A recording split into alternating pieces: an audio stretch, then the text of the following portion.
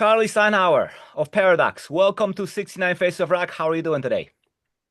Well, I'm fine. It's a little bit raining out there, but yeah, I'm feeling good because new album is coming out this week That's on right. uh, on Thursday and no, on Friday, 26th of September, and I'm proud of it.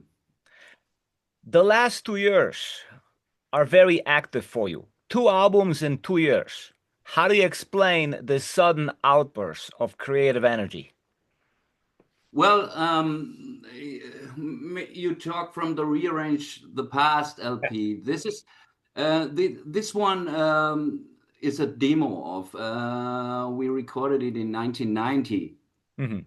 and someone came up and said, "Can we release that? Because the Okay. fans want to hear that." And then I put everything together. I gathered all the songs we recorded in the rehearsal room. We just put some two microphones in the room, and it's a live demo then. And then we mixed it a little bit, and we released it. But this was not affected. Mysterium, the new album, was not affected by this. It took not long time to put everything together. Mhm. So my focus in in the past 2 years were just the new album Mysterium. Mhm. So what do you think Mysterium brings into the world of Paradox? Well, there are all trademarks in of Paradox from the past 44 years. So it's a riff-based music with melody in behind. So we combined three types of metal: thrash metal, speed metal, and power metal. We combined this, Mhm. and then we developed our own style, of course. Not many bands do that, and I'm totally satisfied with the result of this album because it was a challenge to record it because I had to record. I was forced to record the whole album, all instruments, and I mixed the album. I did the production of the album, and but it was not caused by my ego. It was the drummer died in 2023. Mhm. I worked with him on the drums, but he couldn't record it anymore because he was not capable of mentally not capable of recording anymore. So I was forced to program the drums. But I have a years long knowledge about that, how to do it. Because in my head, I'm a drummer. I started this. That was my first instrument 50 years ago at school. Nobody knows, so I'm a better drummer in my head than a guitar player, you know. Yeah. And then I knew how to do it. And the bass, it was just because I recorded the bass on that album when I composed the songs, and then I sent it to our bass player, and he said, "Wow, I couldn't play it better. Let it on the tape." So then I recorded the bass, and just the lead guitars were left. And Christian Münzner recorded the lead guitars on Heresy 2, but he is involved in several projects, and it took too long time. Then I get a result, and then Ollie said, "Hey, record the solo. You'll be able to record the solo." So, and I don't want to put out a band with two members anymore, you know. And this is not not good. So okay, some people say it's a solo album. Yeah, it is, but it was always because I did all the songs from Paradox from the beginning on. I was the main composer and the singer of the band. I mean, at the end of the day, you got great results, so who am I to question you?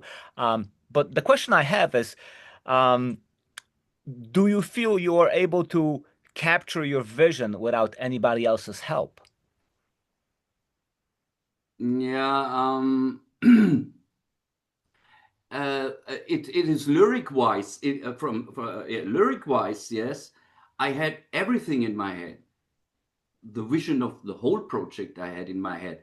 I'm a fan of unsolved mysteries, unsolved crimes, and stuff like that, who moved me, and and this was a thing. I wanted to build up a double entertainment. I wanted to build up music-wise a good album and lyric-wise a good album, that maybe this interesting stories.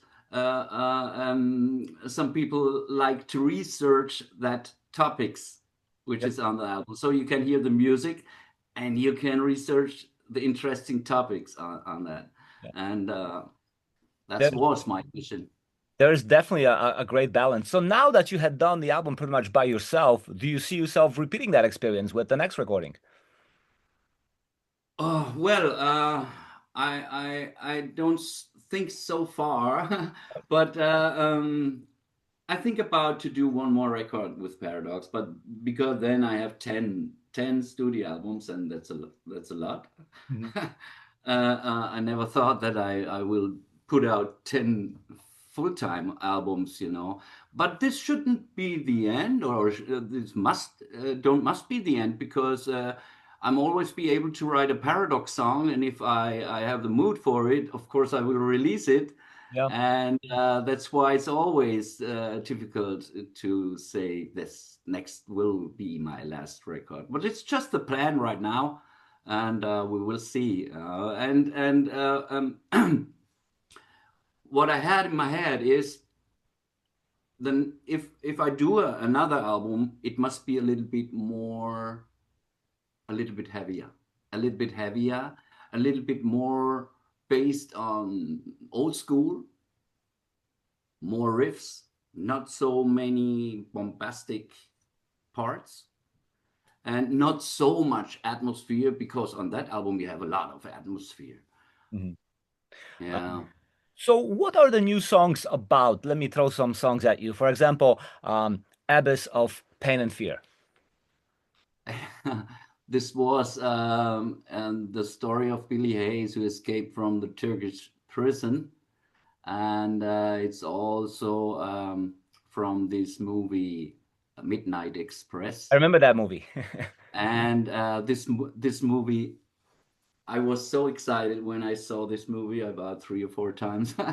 And but the message behind is, how can a man keep his focus to escape, and build up such a strength after all this pain, to escape from this prison, which was impossible to escape from that prison. It's not against the Turkish Mhm. people. It's just, or how bad it is in a Turkish prison, because in other prisons maybe the same pain. But in that time, yeah, he was sentenced to 30 years in prison.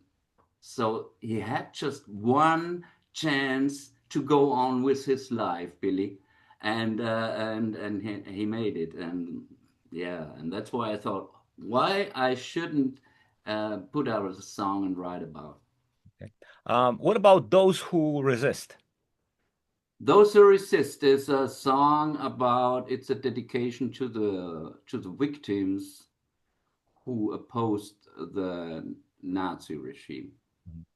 because nobody in that time, nobody tried to go against the system, because you were always in danger. But some people tried to stop that, but a lot of them getting shooted, and this is a dedication to that people. Um, what about the opening, Kolat? Collard.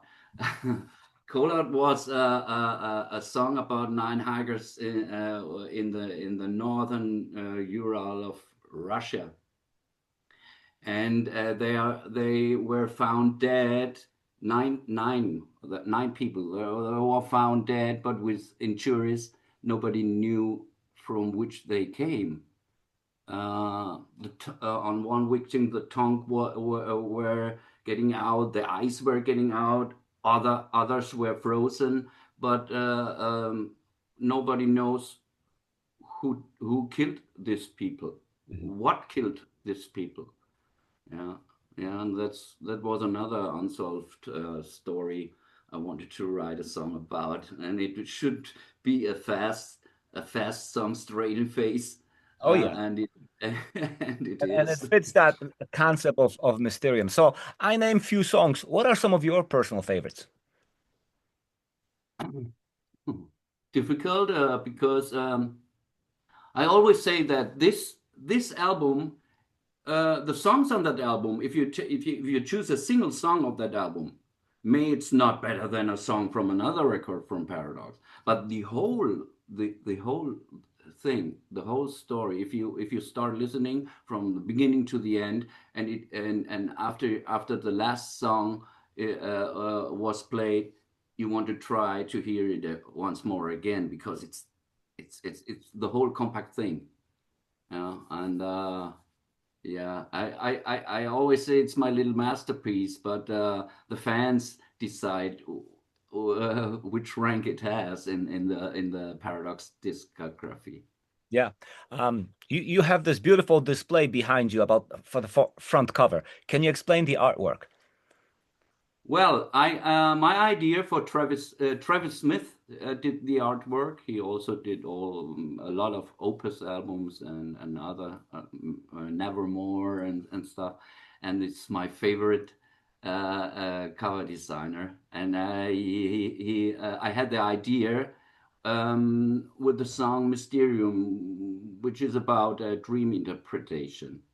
And I had the idea in my head that a woman should walk, a sleepwalking woman should walk in the light of dreams and don't know what came out of this.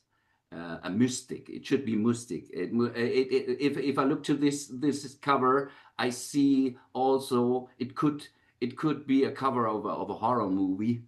uh, you know, you see that woman, and it's not a cliche cover of a metal cliche cover. It's just a mystic thing, and it was so easy to work with Travis. Um, he worked for the band. He spent ideas. He said, "Can I do this and like that or like that?" And it was very great to work with Travis. Mhm. Will you be doing any live shows to promote this record? Any possible tours? Okay, Paradox never was a tour band, and if you want to be if you want to go touring, you need a band for that. Correct. And the only thing I could imagine is to get some live musicians to play some special events. Mhm. Because in the old days, I don't. It makes no sense to start a new career, you know, a new life career. I'm 62 years old, and okay, others are 70, but mm, I I should do it from the beginning. Mhm. And but we had a lot of health issues, lineup changes, and stuff like that. What happens? And so I don't know, but it depends on the offer, of course. If I get a great offer, I think about, and I think about to do some summer festivals when I put out the last record. Mhm. Of course, a few festivals. I miss the stage. Of course, I miss the stage. But if you're looking for musicians where I live, they don't grow like apples on the tree on that level, and so they must come from another country or northern Germany or something like that. And you can spend time together, which is necessary to spend time together as a band. Yeah. There must be friends because they must all hold one route to reach something, and this is totally difficult to find because nowadays it's all fast moving, you know, and some people want to put out records as many as they can, play in 5 bands, you know. And I ask for myself for which band is the passion, the Correct. main passion. Yeah, because yeah, and that's why I kept the flag high with Paradox. If I must do or must do a virtue out of necessity, I do it. I did it. I played everything, every instrument, and it's the same music than on other Paradox records. It's 100% Paradox record. It sounds, if you listen 1 minute, you know which band are playing. Yeah. Obviously, it seems to me like your heart is in the right place when it comes to Paradox. But if you Thank you. do, put a live project together, consider maybe doing a DVD, so that way there's a record for those who will not get to see the band. Yeah, my whole life is paradox, and, and yeah, in each case. But yeah, why not? Would be interesting to do something like that, DVD or a docu Documentary. about the whole, yeah, 45 years, that's a long time. Yeah. I'm totally proud of that time because I was there at the beginning of when heavy metal came up, and in the 70s and 70s, and then you saw, and then it came out British Steel of Judas Priest, and wow, and Saxon, like a shirt. Yeah, yeah, great. Wheels of Steel and Strong Arm of the Law. I know that was the songs I tried to play when I started playing guitar. Strong Arm of the Law was one of them. Yeah. And yeah, and we played live 1747 Strangers in the Night and stuff. Princess of the Night and stuff, and yeah. I was like 12, 13 years old when all of it was happening, and those were my beginnings as well. So I know exactly the time frame you're referring to, you know? Great, great, great Yeah. times. Great Um, times.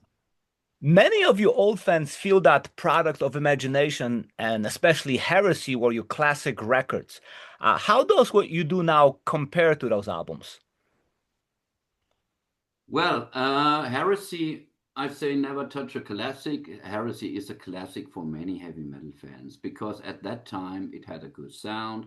It has a concept which were not familiar to other metal bands, and not many bands did that. And yeah, it became a classic. I don't know why it became a classic because it's just riff-based music without any atmosphere on it. It's just the whole thing, and it's of course it's most successful record. And Productive Imagination was a beginning. We didn't thought we were it was the right time to put out a record because we were just playing our music in our rehearsal room, and we recorded a demo tape also with two microphones playing that demo live, and somebody said, hey, can you give me a tape of that? I want to send it to a magazine because we have a new magazine in Germany, a heavy metal magazine.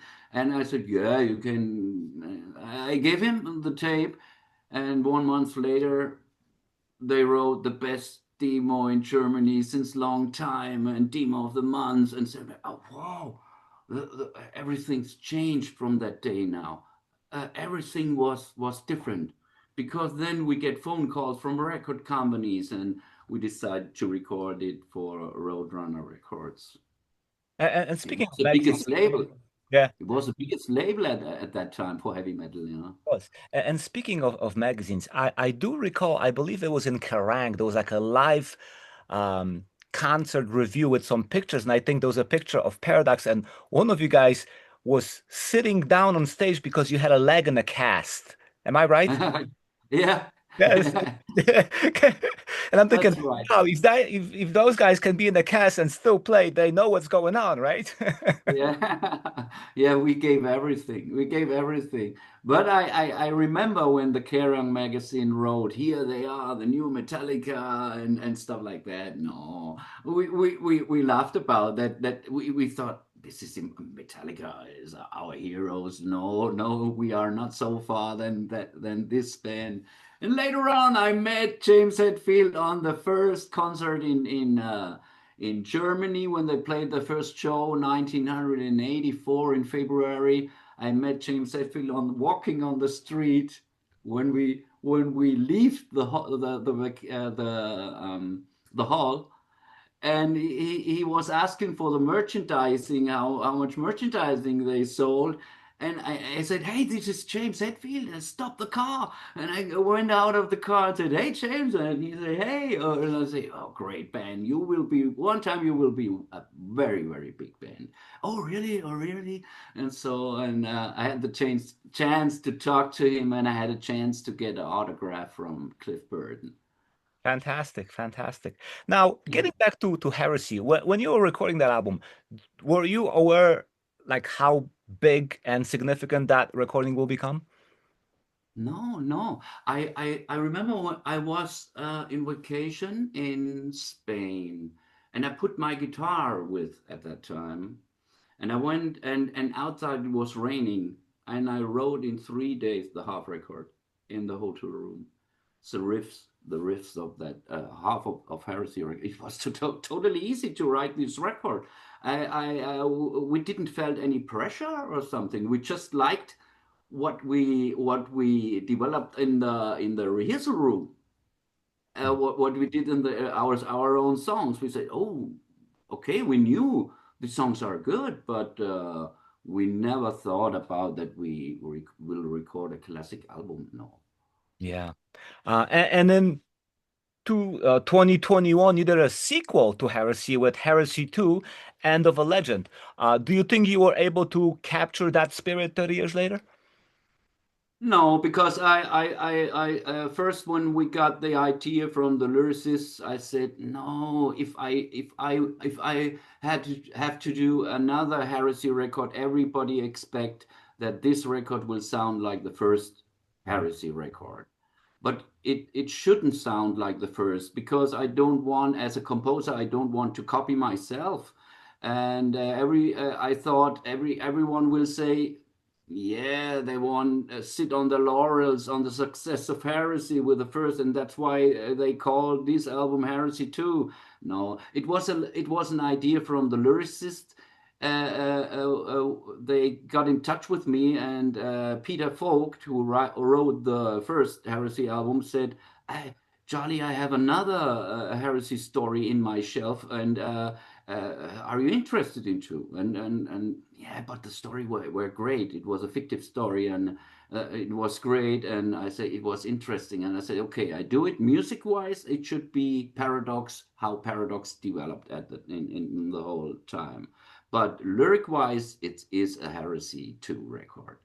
And Mhm. so then we took the risk to put out another Heresy record. And how did your fans responded to that when that came out? Well, they were really good, overwhelming. I didn't expect it that, but it was we got a great response on that album. Yeah. Okay, it didn't make us big stars, but it was more than we expected, Uh, better than we expected. Yes. Back in 1980s, you never had a chance of presenting your music live in America. How come there never really was much activity on this market? I don't know. We were booked on the Prog Power in Atlanta. I guess it was 2010, and we had to cancel this show because of a lineup change. And I said, if you get a chance to play a live show in America and you have to cancel this, you will never go to America back again. Will never get the chance to get back to America again. And I was totally sad about because, of course, it's a big dream to play in that country where I'm most influenced by American bands, Bay Area bands, mostly Bay Area bands, yeah, Testament, Exodus, Death Angel, Heathen, and Metallica, Slayer, Megadeth, all Yeah. that bands, and Flotsam, and I really would like to play in America, and I now with that distance. The last word isn't spoken. If we get a great offer and I would have a chance to play in America, of course, because that it is in my heart. I always said to my friends in my heart, I, I, I think I'm a German, but I feel American. I feel like an American sometimes because I have we had a lot of Americans here in Germany where I lived. They were in the army, and I had so much friends. And I visited Florida once, but with Paradox, I never got the chance again to play Well, in I know America. exactly what you mean because I'm originally from Poland, but I've lived in the United States for the last 40 years. Okay, oh yeah, okay, okay, okay.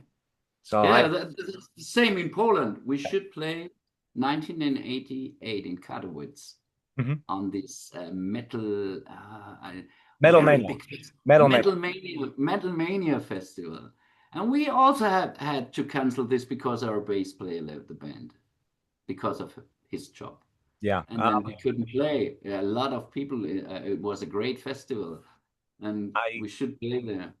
I keep hearing about it. I was already gone by then when that started, but I did read reports and yes, it was a huge festival in a very distinctive place. So yeah, definitely it was probably a show worth playing. Um, what keeps you going throughout all these years?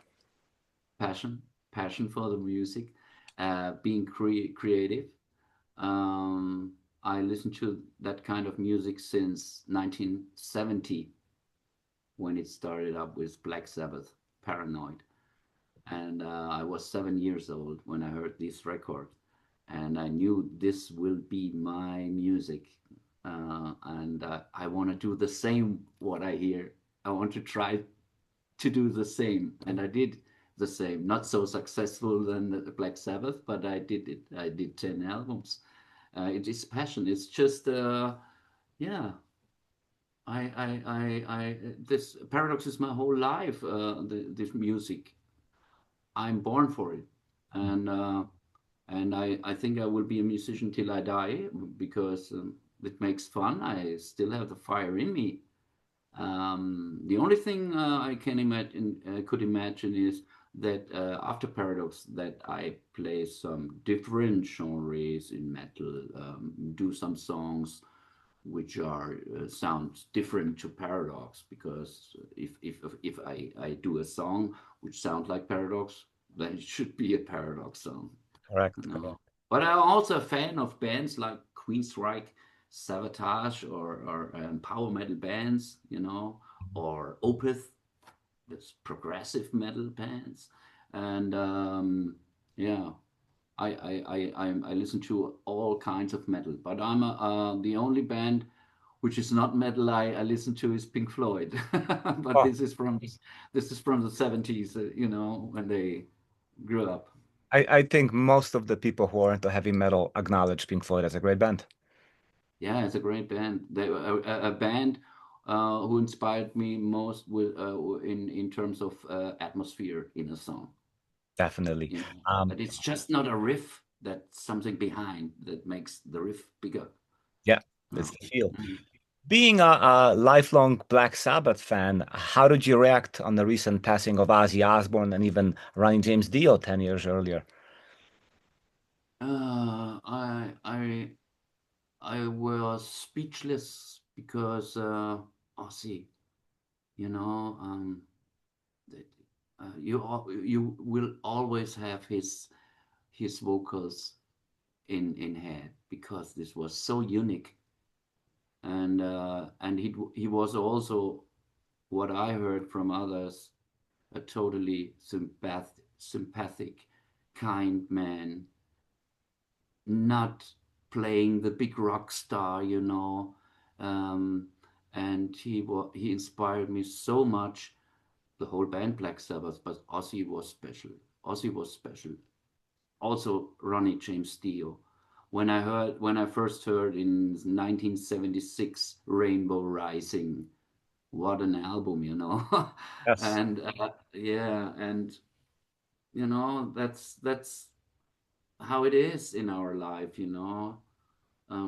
If you are getting old, if you're getting sick, what you can't do anything against, and our heroes will die one day, so it's sad, of course. Yes. I miss him. I remember when they recorded the last album, 13. God is Dead. I heard that song and I said, wow, wow. Ozzy was straight in your ear, very close to you, you know. He had so great vocals on that album. The whole album was great and it deserved to be number one album.